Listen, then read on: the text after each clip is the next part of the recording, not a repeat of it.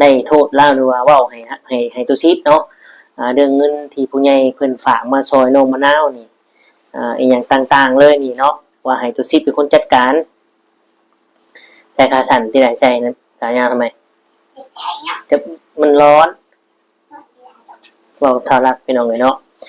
คือจุดประสงค์ของผู้ใหญ่นี่คือแบบว่าเงินที่ผู้ใหญ่เพิ่นฝากซอยน้องมะนาวนี่ให้ตุชิดเป็นคนจัดการเพราะว่าตุชิดก็เป็นคนไทยอยู่แล้วแต่เริ่มแรกเป็นคนที่จัดการงานเรื่องงานแต่งน้องมะนาวอยู่แล้วเพราะว่าทุกสิ่งทุกอย่างที่งานแต่งเนี่ยมันเกิดจากตุชิดกับผู้ใหญ่ที่เพิ่นจะแต่งงานให้ทั้งสองคนนี้เพราะว่าเงินทุกบาททุกสตางค์เนี่ยบ่มีทั้งน้องมะนาวบ่มีทั้งไอ้เกดเลยเพราะฉะนั้นมีสิทธิ์เนาะมีสิทธิ์ที่จะบริหารและเป็นคนจะแจงให้ได้แต่ว่าเฮาก็ให้หำฮู้นำกันเนาะพี่น้องเนาะอันนี้คือผู้ใหญ่เพิ่นก็เว้าถูกต้องเนาะเพียงแต่ว่าตุชิดเนี่ยเก็บเอาตัวที่น้องมะนาวมาถามว่าเงินเนี่ยได้คิดเนาะตุชิดก็ได้คิดมากคิดหลายไปน้อยนึงเนาะในมุมของหมู่ผู้นึงที่เบิ่งหั้นนะพี่น้อง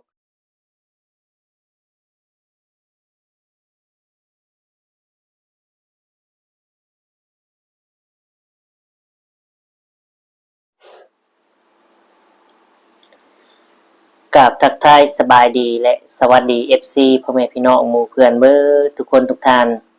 บ่ว่าสิเป็นพี่น้องฝั่งไทยฝั่งลาวหรือต่างประเทศก็ยินดีต้อนรับเข้าสู่ช่อง YouTube ตู้คำปันสุขเด้อพี่น้องเอ้ยเนาะเอาพี่น้องมาเจอพ่อตู้คำมื้อนี้เนาะก็บ่มีหยังหลายพี่น้องเอ้ยประเด็นของตู้คำมื้อนี้เนาะก็คือเกี่ยวกับเรื่องราวของน้องมะนาวพี่น้องเอ้ยเนาะมื้อนี้เนาะตู้คำก็อยากออกความคิดเห็นหรือว่าจะบ่เรียกว่าสอนหรือว่าบอกผู้ใหญ่หรือว่าจังไดเนาะหรือว่าบอกหมู่หรือว่าสอนเพื่อนหรือว่าจังไดเนาะแค่ออกความคิดเห็นว่าสิ่งที่เพื่อนหรือทุกคำเว้าเนี่ยมันถูกหรือผิดหรือว่ามันจริงบ่ก็ลองเบิ่งและพิจารณาเบิ่งเด้อพี่น้องเด้อเนาะประเด็นหนึ่งเนาะประเด็นหนึ่งที่ตุชิดเราได้ว่าผู้ใหญ่นี่ได้โทษเล่าหรือว่าเว้าให้ตุชิดเนาะเรื่องเงินที่ผู้ใหญ่เพิ่นฝากมาซอยน้องมะนาวนี่อีหยังต่างๆเลยนี่เนาะว่าให้ตุชิดเป็นคนจัดการใส่ขาสั่นที่ไหนใส่นั้นขายาวทำไมจะมันร้อนบอกทารักพี่น้องเลยเนาะคือจุดประสงค์ของผู้ใหญ่นี่คือแบบว่าเงินที่ผู้ใหญ่เพิ่นฝากซอยน้องมะนาวนี่ให้ตุชิดเป็นคนจัดการเพราะว่าตุชิดก็เป็นคนไทยอยู่แล้วแต่เริ่มแรกเป็นคนที่จัดการงานเรื่องงานแต่งน้องมะนาวอยู่แล้วเพราะว่าทุกสิ่งทุกอย่างที่งานแต่งเนี่ยมันเกิดจากตุชิดกับผู้ใหญ่ที่เพิ่นจะแต่งงานให้ทั้งสองคนนี้เพราะว่าเงินทุกบาททุกสตางค์เนี่ยบ่มีทั้งน้องมะนาวบ่มีทั้งไอ้เกดเลยเพราะฉะนั้นมีสิทธิ์เนาะมีสิทธิ์ที่จะบริหารและเป็นคนจะแจงให้ได้แต่ว่าเฮาก็ให้หำฮู้นำกันเนาะพี่น้องเนาะอันนี้คือผู้ใหญ่เพิ่นก็เว้าถูกต้องเนาะเพียงแต่ว่าตุชิดเนี่ยเก็บเอาตัวที่น้องมะนาวมาถามว่าเงินเนี่ยได้คิดเนาะตุชิดก็ได้คิดมากคิดหลายไปน้อยนึงเนาะในมุมของหมู่ผู้นึงที่เบิ่งหั้นนะพี่น้องที่จริงแล้วน่ะ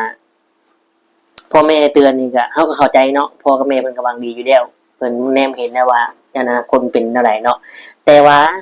เฮาถ่ายคลิปทุกช็อตทุกมุมเนาะเพราะฉะนั้นสิบ่มีไผเว้าให้ตุชิดได้เลยเนาะ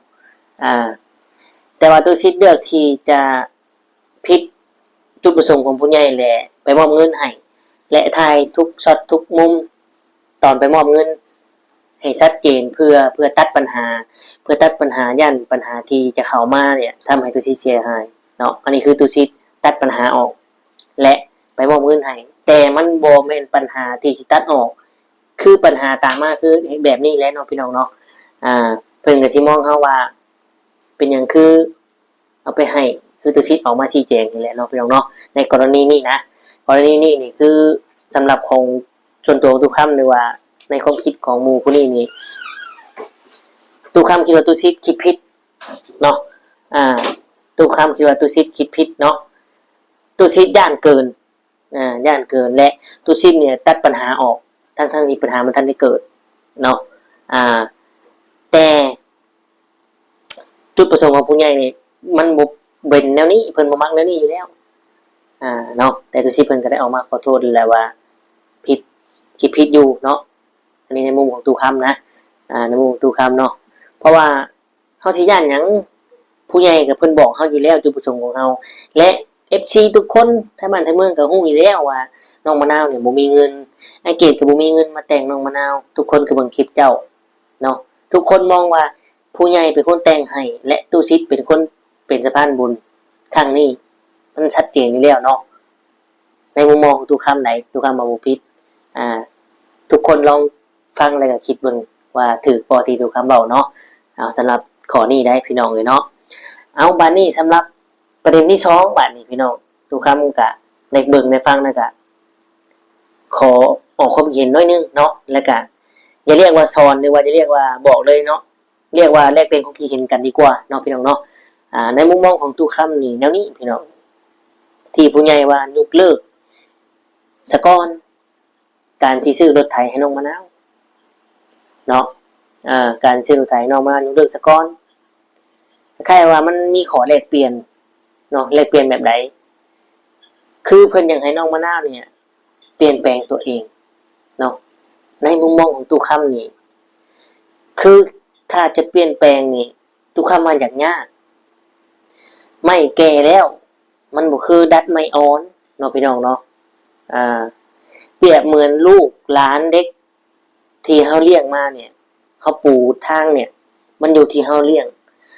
ในเมื่อยกตัวอย่างตู้คำจะยกตัวอย่างบ่ได้ยกตัวอย่างไก่หรือบ่ยกตัวอย่างใส่ไผยกตัวอย่างใส่ลูกตู้คำเองหรือเท่าสมรักเนาะหรือเท่าสมรักนี่แหละซึ่งเท่าสมรักเนี่ยเป็นลูกของตู้คำเนาะแต่คนที่เลี้ยงดูคนที่เบิ่งเนี่ยคือปู่กับย่าคือพ่อแม่ของตู้คำเองแม่นบ่แต่ว่าเงินคำตู้คำนุ่มตู้คำซื้อเนาะแต่ว่าผู้ที่เลี้ยงผู้ที่บอกสอนคือปู่กับย่าและบัดนี้ในมุมของลูกตู้คำเนี่ยกับตู้คำเนี่ยเนาะตู้คำอยากให้ลูกตู้คำเนี่ยเป็นแบบนี้เป็นในของตู้คำเนี่ยแต่ว่าบ่ได้พี่น้องบ่ได้เพราะว่าตู้คำบ่ได้เลี้ยงตู้คำบ่ได้สอนเขาเพิ่นก็สิไปทั้งปู่กับย่าเนาะเพราะเพิ่นเลี้ยงมาแต่น้อยเด้มื้อนี้ตู้คำก็พยายามดัดแปลงเนาะให้ลูกชายของตู้คำเนี่ยไปตามที่ตู้คำบอกตู้คำสอนกลับไปตามในบางเรื่องที่เพิ่นย่านตู้คำเพิ่นก็เฮ็ดตามแต่สุดท้ายแล้วหลักๆที่เพิ่นในความคิดในหัวเพิ่นนี่คือปู่กับย่าเป็นคนเรียนเป็นคนสอนมาเนี่ยเพิ่นก็สิไปทั้งนั้นหลายกว่าเนาะนี่แหละตู้คำเลยว่าโอ้เนาะอยากสอนยากเพราะว่าเฮาบ่ได้สอนแต่น้อยจนใหญ่เนาะน้องมะนาวคือกันพี่น้องถ้าในมุมของตู้คำเองเนี่ยถ้าว่าผู้ใหญ่เพิ่นเนาะหรือว่าอยากซื้อรถไถน้องมะนาวเนี่ยด้วยการแลกเปลี่ยนให้น้องมะนาวเปลี่ยนแปลงบ่เป็นนิสัยเนี่ย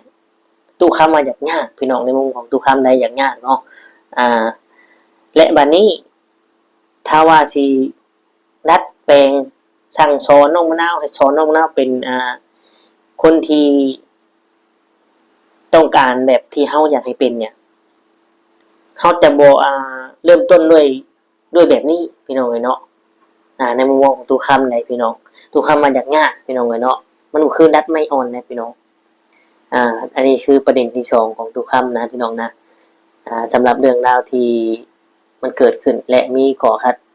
กันว่าที่จะบ่ซื้อรถให้เนี่ยมาจากน้องมะนาวเนี่ยก็มาวุ่นวายในเงินเนาะแต่ตู้ชิด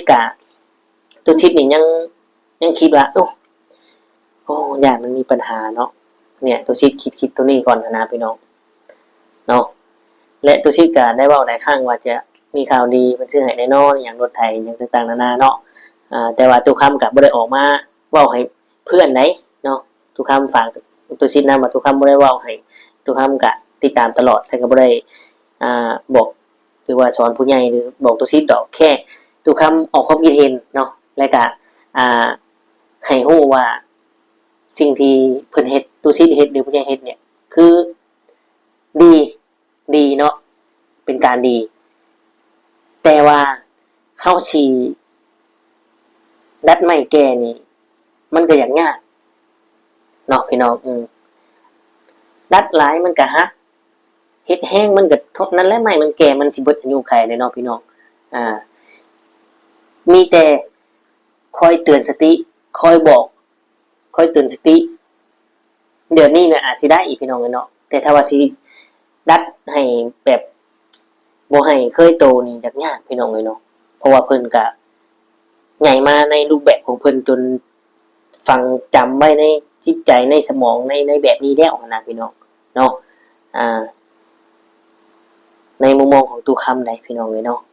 สำหรับประเด็นนี้นะพี่น้องเลยแต่ว่าผู้ใหญ่เนี่ยเพิ่นชื่อให้อยู่แล้วแต่ว่าเพิ่นอยากให้น้องมะนาวเนี่ยมีความกระตือรือร้นอยากได้อยากมีเนาะพี่น้องอยากดัดอยากสอนให้น้องมะนาวเป็นผู้ใหญ่ขึ้นจักหน่อยนึงก่อนนะพี่น้องเลยเนาะเพื่อแลกกับของสิ่งนี้นะพี่น้องเลยเนาะและทุกครั้งเมื่อเข้าใจผู้ใหญ่แล้วก็ตุซิดเข้าใจดีเพราะว่าทางครอบครัวน้องมะนาวนี่ก็ค่อนข้างสีสอนยากแล้วก็บางเรื่องกับผู้จักแน่บางเรื่องกับผู้จักแน่เนาะยกตัวอย่างคืองานแต่งนี่ก็เห็นเลยฮู้กันเลยว่าเป็นคนที่ใจบุญและผู้ใหญ่ซอยจัดงานแต่งให้พี่น้องเลยเนาะนะพี่น้องกับประมาณนี้ทุกคำกับจะออกความคิดเห็นเลยว่าคุยกันฝากถึงมูได้สำนี้เนาะแต่ถ้าว่าทุกคำบอกผิดพลาดประการใดเนาะกับขอโทษขออภัยน้ำหลายๆเนาะพี่น้องเนาะเดี๋ยวข้อมูลจังไรเนี่ยทุกคำจะพาไปฟังตูซิดเพิ่นได้อธิบายชี้แจงอีกรอบนึงเนาะว่าสิ่งที่ทุกคำเบ้าเนี่ยมันตรงข้ามกันบ่กับตูซิดเบ้าหรือว่าตรงกันบ่หรือว่าจังไรเนาะพี่น้องเนาะทุกคำก็ไม่ได้มีเจตนาอีกอย่างทั้งสิ้นนะแค่เอาความคิดเห็นเนาะในมุมส่วนตัวของตูคำนะพี่น้องแล้วก็อย่างให้ตูซิดเนี่ยบ่ต้องคิดอย่างไรกับผู้ใหญ่เนาะคิดแค่ว่าเขาซอยไปแล้วก็ซอยไปถ้าว่าซอยแล้วดีบ่ดีเนาะพี่น้องเฮ็ดบุญเนาะกับสัตว์100ตัวเนี่ยก็ยังบ่ได้บุญเท่ากับคนผู้หนึ่งที่เฮาซอยเนาะเฮ็ดบุญกับคน100เทื่อ1,000เทื่อก็ยังบ่ทอเฮ็ดบุญเทื่อนึงกับพระสงฆ์เนาะพี่น้องเฮ็ดบุญกับพระสงฆ์100เทื่อ1,000เทื่อก็ยังบ่ทอถือศีลแปะภาวนาเทื่อเดียวเนี่ยมันก็สิเป็นขั้นเป็นตอนนะพี่น้องเนาะแต่ว่าก็สิลึกซึ้งกว่านั้นอยู่นี่แหละก็เป็นการดีพี่น้องเอ้ยเนาะก็เพื่อเป็นการเสียเวลาเนาะไปเบิ่งชมตุสิทธิ์เพิ่นได้อธิบายชี้แจงกันเนาะพี่น้องเนาะขอกราบทักทายสบายดีเด้อที่พ่อแม่พี่น้องทุกคนทุกท่านสบายดีพี่น้องเนาะพบพอกัน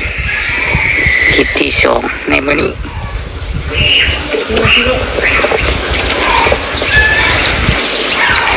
วันนี้ตุสิตจะเดินทางมาเฮือนของน้องมะนาวพี่น้องเนาะทุกคนเรียกว่าจ่อกันเข้ามาแล้วทุกคนเลยเนาะใกล้สิฮอดมือผูกคอต่อแขนแล้วการมาเจาะเบิ่งอีกว่าสถานการณ์เป็นจังไดปกติดีบ่พี่น้องเนาะมาเจาะเบิ่งกระค่ำเลยเด้ตอนนี้นะก็เป็นเวลาอยู่มันสิฮอด6 โมงเลยเด้ทุกคนเลย6 โมงยังแต่ว่ามาแล้วบ่เห็นเพิ่นอยู่เฮือนเห็นป้าอันใกล้ๆเฮือนใกล้เพิ่นว่าคือว่าไปบอกคนว่าซั่นดิยังบ่แล้วอยู่เด้พี่น้องเอ้ยเนาะไปบอกคนนี่ยังบ่แล้วถือว่าบอกหลายไอ้ดิบ่เนาะพี่น้องเอ้ยแต่ว่าบอกหลายไอ้ดิบ่จักเนาะก็แล้วแต่ดอกเพิ่นจัดแจงกันเองเรื่องอาหารการกินคือเป็นจัดแจงกันเองเนาะบ่แม่นหยังดอกพี่น้องบอกหลายบัดบ่ บ่มีอย่างให้หมูกินรถหายหมูได้เนาะ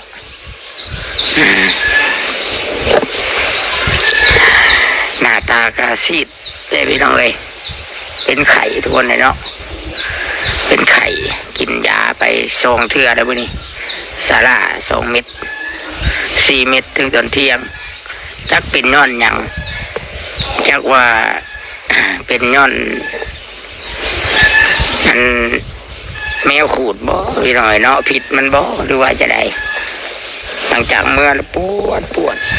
ดขาบอลมันขูดแล้วครับคิงห่อนแล้วก็เมื่อยต้นกระโตเนาะก็เลยบ่สบายปานใดพี่น้องเนาะกลับมาจอบเบิ่งว่าทางอันเจ้าบ่าวเพิ่นนี่ได้ไปตัดผมเลยบ่นะพี่น้องเพราะว่าตัวชิดก็บอกเพื่อนเด้เพราะว่ามันก็มีห้านตัดผมเด้อยู่บ้านเฮาก็มีคือกันเนาะกลายเป็นตัดเพิ่นไปตัดเอาบ้านเฮานี้ใกล้ๆนี้มันจะสบายกว่าเนาะแต่ว่าเพิ่นไปบอกคนบ่มีฮอดคนอยู่เพื่อนพี่น้องเลยเนาะแต่ว่าสิมาคำมาจัก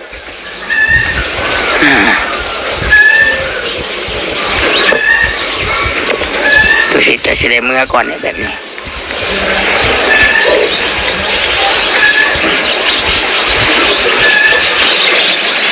พี่น้องเนาะมีกองพื้นนี่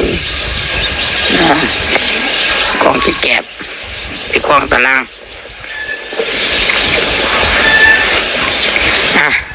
ยันเป็นมาคำพี่น้องเนาะเบิ่งก่อนเด้อทุกคนเด้อยันไปหาเลาะบอกคนจักว่าสิมาคำมาจากโทรหาก็บอกครับพี่น้องโทรหาเพิ่นกับบอกครับซ้ำจะเพิ่นไปทางไหนเนาะ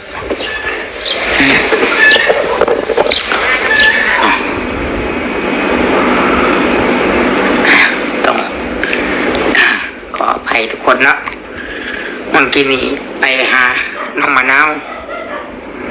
อยู่เพื่อนพี่น้องเลยแต่ว่าเพิ่นบ่อยู่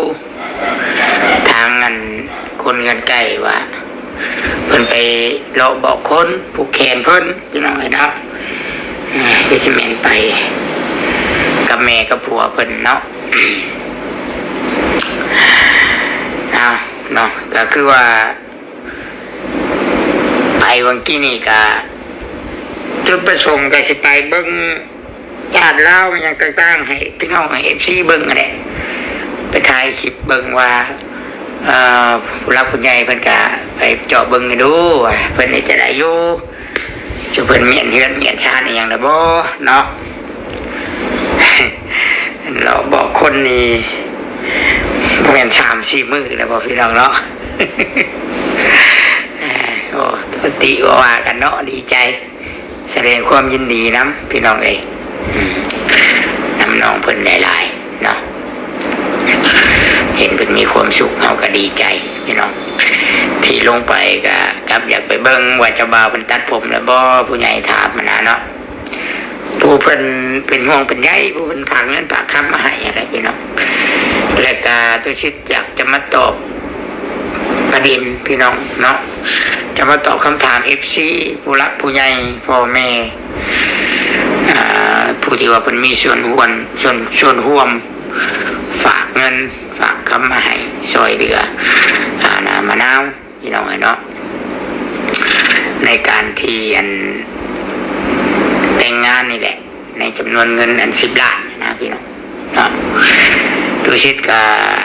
เพิ่นตั้งคำถามเนาะเพิ่นก็ตุชิตก็ถือให้พร้อมอีกพี่น้องว่าให้เฮ็ดหยังเพราะว่าผู้ใหญ่บางท่านเจ้าของเงินเพิ่นก็บ่อยากให้เอาให้นะพี่น้องเพิ่นก็ต่อว่าพี่น้องเนาะต่อว่าแล้วเพิ่นก็นั่นอยู่พี่น้องเอ้ยเพิ่นก็ถามมาแหละเนาะเพิ่นก็ถามพี่น้องเอ้ยเดี๋ยวแป๊บนึงนะพี่น้องต้องขออภัยอีกเทื่อนึงพี่น้องเป็นไรงัวกินเขาเรื่องกันต่อก็คือว่าตัวชิดเจ้า ขออธิบายในคลิปนี้พี่น้องเลยเนาะFC หลายคนเลยแต่พี่น้องเนาะหลายเลยช่วงนะช่วงที่น้องมะนาววุ่นวายกับเงินนั่นแหละพี่น้องแต่การแม่เรานี่ก็บ่ได้อยากหับเอาดอกแม่เราก็ว่าอยากให้มอบให้ตุสิทธิ์นั่นแหละเนาะแต่ตุสิทธิ์ก็ต้องขอโทษผู้รักผู้ใหญ่อลีเด้อเนาะทางเจ้าของเงินที่ว่าบ่ให้เอาให้หันตุสิทธิ์ก็อยากอธิบายแบบนี้เนาะในมุมมองของตุสิทธิ์พี่น้องเลยแล้วก็ทั้งพ่อทั้งแม่อยู่เฮือนในน้ำเนเพิ่นก็ว่า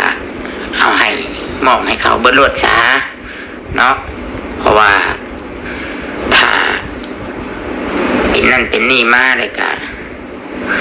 เพิ่นจังบ่โทษเฮาพี่น้องเนาะคันว่ามันบ่พอกะเงินเฮาได้มอบให้เพิ่นแล้วตุสิจะขอว่าคลิปนี้เป็นคลิปสุดท้ายเกี่ยวกับเงินพี่น้องเนาะเกี่ยวกับเงิน10 ล้านคือพ่อแม่ก็ให้มอบให้เบิดทั้งที่จุดประสงค์นะผู้ใหญ่นะเจ้าของเงินแน่เพิ่นให้ตุสิทธิ์นะเก็บกำให้พาไปซื้อให้จดบัญชีเนาะจดบัญชีจดรายลักษณ์อักษรเบิดเท่าใดแล้วก็เฮ็ดตามเพิ่นบอกว่าสัญชาตามว่าง่ายว่าตามจุดประสงค์ของผู้ใหญ่เนาะบ่แม่นว่าอยากให้ตามใจน้องมะนาวได้พี่น้องให้ทุกคนฟังคักเนาะอันบ่แม่นว่าให้ตามใจน้องมะนาวเป็นผู้ใหญ่นะเพิ่นอยากเฮ็ดในแบบของเพิ่นเนาะแต่บัดที่นี่แหละมันผิดหรอกเนาะว่าง่ายว่ามันผิดมันบ่เข้าหรอกตั้งแต่มือที่มะนาวมาขอเอาเงินมันก็เลยแปลกหลายอันหลายอย่างพี่น้องเนาะแปลกหลายอันหลายอย่างแปลกแบบใดแน่เดี๋ยวสิอธิบายให้ฟังเลยพี่น้องแปลกตรงที่ว่าหนึ่งมะนาวก็มาถามเอาเงินจากมือถือเองเนาะจากมือถือเองคือทุกคนเห็นในคลิปมาแหละอาจสิจากมือถือเองอาจสิฮู้เนาะคือตุสิทธิ์นี่แหละเงินมีเท่าไหร่ตุสิทธิ์จะแจ้งบอกมะนาวเนาะแล้วมะนาวเราอาจสิเห็นเงินหน้าดำเห็นคำหน้าเช้าเพิ่นเอิ้นเราอาจสิบ่เข้าใจในจุดประสงค์ของผู้ใหญ่เนาะแล้วมะนาวก็เลยมาถามเอาแล้วก็เลยแม่กับพ่อตุสิทธิ์เห็นแบบนั้นแล้วเนาะก็เลยว่าโอ้มันเป็นแบบนี้นี่เขาอาจจะอยากเอาเงินไว้เองเขาอาจจะอยากซื้อเองเขาบางทีมันเหลือมันอย่างเขาอาจจะอยากเอาไว้เนาะก็เลยว่าตุสิทธิ์ก็เลยต้องได้ขอโทษผู้ใหญ่เพิ่นว่าเงินจำนวนนี้มันต้องได้ให้แม่มะนาวถือไว้อีกเนาะเขากับบ่ฮู้ดอกบ่เข้าใจดอกว่ามันเป็นย้อนหยังทั้งที่บอกไว้ข้างในแล้วนะพี่น้องเนาะอันนี้สิขออธิบายย้อนว่า FC นั่นเราผู้ใหญ่เจ้าของเงินบางท่านที่ว่าเพิ่นแต่ช่วงแรกๆเพิ่นก็ตั้งคำถามมานะว่าเอ้าข่อยให้เจ้าเก็บไว้ให้เจ้าจัดแจงบริหารจะเป็นหยังคือต้องให้มะนาวคือว่ามะนาวนี่เราอาจจะคิดว่าผู้ใหญ่น่ะฝากให้เราพี่น้องเราอาจจะคิดว่าผู้ใหญ่น่ะฝากให้เราเนาะโดยที่มะนาวอาจจะบ่ได้คิดว่าผู้ใหญ่นี่ให้ตุสิทธิ์น่ะจัดแจงเบิ่งแยงเงินคำเนาะในการย้อนเหตุผลตัวนี้แหละพี่น้องย้อนเหตุผลตัวนี้เลยจังว่าผู้ใหญ่ที่เพิ่นมีจุดประสงค์แต่ที่แรกฝ่ายสิช่วยเรื่องรถไถเพิ่นก็ได้ยกเลิกไปก่อนนะพี่น้องต้องขออภัยนำหลายๆเนาะอันนี้ก็มันมีหลายอย่างพี่น้องเลยเนาะก่อนเพิ่นจะยกเลิกซะก่อนคือตุสิทธิ์นี่ก็บริติเพิ่นได้พี่น้องบริติเพิ่นบริติว่าให้ทุกคนคิดน้ำกันว่าพฤติกรรมมะนาวกะมะนาวต้องควรเปลี่ยนคือกันพี่น้องผู้ใหญ่เพิ่นเบิ่งแบบนี้ว่าทั้งที่ปัจจุบันนี้มะนาวกับปกติว้าวฮู้เรื่องฮู้จักอายฮู้จัก อยากกินรู้จักถือว่าเราก็ใช้ชีวิตเป็นปกติและเพิ่นอยากให้สอนมะนาวให้ถือในการใช้ชีวิตของคนที่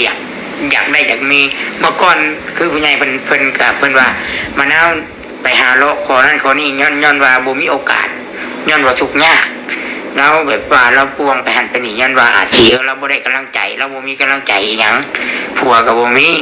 เนาะบ่มีกำลังใจจากผู้รักผู้ใหญ่บ่มีไผเคยช่วยแต่บัดนี้ผู้ใหญ่เพิ่นก็อยากบอกว่าบัดนี้นะมีผู้ใหญ่ช่วยแล้วมีผู้ให้กำลังใจแล้วแม้กระทั่งให้มาแจ้งข่าวบอกข่าวว่ามะนาวมีข่าวดีสิมีผู้รักผู้ใหญ่เป็นช่วยมาฉะนั้นสิเรื่องรถไถบ่เรื่องเฮือนบ่เพียงแต่ว่าให้มะนาวนี่ใช้ชีวิตอยู่แบบว่าอันนี้ในมุมว่าเพิ่นเบิ่งว่าเอาแล้วเจ้าไปเลาะลิ้นแต่ละมือบ่ชนผัวบ่ชนไปให้ไปหน้าและสิอ้างว่าบ่ปกติและมีแต่ไปมันสิกลายเป็นนิสัยได้ทุกคนเนาะเพิ่นเบิ่งแบบเฮาอยากซอยเราแบบใดมะนาวก็เรียกว่าเฮาอยากซอยเพื่อให้เราเป็นคนปกติบ่อยากให้เราไปใส่และเฮาสิมีแต่สุดท้ายแล้วก็มีแต่ให้ท้ายเราตุสิเข้าใจเบิดทุกฝ่ายเนาะเข้าใจตุสินี่เข้าใจดีมะนาวเป็นจังไดแล้วก็อยากให้ FC ที่ฮักมะนาวโดยที่ถาม น้องก็ชัดเจนบ่พี่น้องตัดภาพมาก็อยู่กับทุกคำนี่แหละเนาะเป็นยังไงพี่น้องในเบิ่งในชมแล้วก็ข้อมูลที่เฮาได้ฮู้นี่ก็ค่อนข้างสิเมื่อยอยู่เนาะตัวสิทธิ์แห่งเมื่อยพี่น้องเอ้ยเนาะตัวสิทธิ์แห่งเมื่อยจักใดสิเอาใจจักใดเนาะจักใดจุดประสงค์ของผู้ใหญ่จักใดสิย่านชาวบ้านชาวเมืองบ่จักใดสิน้องมะนาวอีกเนาะพี่น้องคลิปนี้ก็สื่อถึงว่าตัวสิทธิ์เนี่ยเป็นความสำคัญน้องมะนาวอยู่เด้เนาะแล้วก็บ่ดูถูกกันให้เกียรติหลายตัวสิทธิ์ให้เกียรติหลายเนาะสำหรับมุมมองนี้นะพี่น้องนะเอาก็โอเคเนาะสำหรับคลิปนี้ก็สิขอตัวจบอำลาประจักษ์พ่อแม่พี่น้องไปขอขอบคุณหลายๆเด้อ FC ที่เข้ามาชมกดไลค์กดแชร์ให้เนาะและที่สำคัญก็บ่กดข้ามโฆษณาให้ทุกคำเนาะขอบคุณหลายๆสำหรับคลิปนี้ทุกคำก็สิขอตัวอำลาประจักษ์พ่อแม่พี่น้องไปก็คือสิได้กล่าวคำว่าสบายดีแหละสวัสดีครับ